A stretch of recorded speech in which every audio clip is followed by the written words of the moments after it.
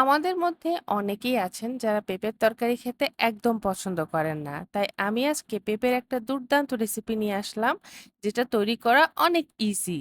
তো প্রথমেই আমি একটা প্রেসার কুকারের ভিতরে পেঁপের টুকরোগুলো নিয়ে নিব। তারপরে এর ভিতরে দিব ভেজানো মসুর ডাল, ৩-৪টা কাঁচামরিচের ফালি, কিছু রসুনের কোয়া, পেঁয়াজ কুচি, লবণ, পানি এবং সামান্য হলুদ। এরপর প্রেসার কুকারের মুখটা বন্ধ করে এটাকে দুটো সিটি দিয়ে একপাশে সরিয়ে রাখবো। আর এরপরে শুরু করব আমার রান্নার দ্বিতীয় পোর্শন। তো রান্নার দ্বিতীয় ভাগে আমি যেটা করব, একটা প্যানে তেল গরম করে এর ভিতরে দিয়ে দেব পেঁয়াজের কুচি, কিছু পাঁচফোড়ন, রসুন বাটা আর ৩-৪টা টমেটোর পিস। এরপরে এই সমস্ত উপকরণগুলোকে খুব ভালোভাবে ভাজতে থাকবো।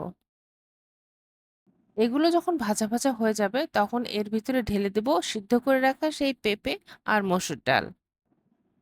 আর এরপর কিছুক্ষণ নাড়াচাড়া করলেই তৈরি হয়ে গেল আমার পেঁপে আর মসুর ডালের দুর্দান্ত একটা রেসিপি, যেটা খেতে আসলে অনেক সুস্বাদু। এটা আপনারা ভাতের সাথেও খেতে পারেন, আবার রুটি পরোটার সাথেও ট্রাই করতে পারেন। আর হ্যাঁ, রান্নার শেষে এর উপরে ছড়িয়ে দিন কিছু গরম মসলার গুঁড়ো। এই টেস্টি অ্যান্ড ইজি রান্নাটা যদি আপনাদের ভালো লেগে থাকে তাহলে প্লিজ লাইক, শেয়ার, কমেন্টস করবেন। আল্লাহ হাফেজ।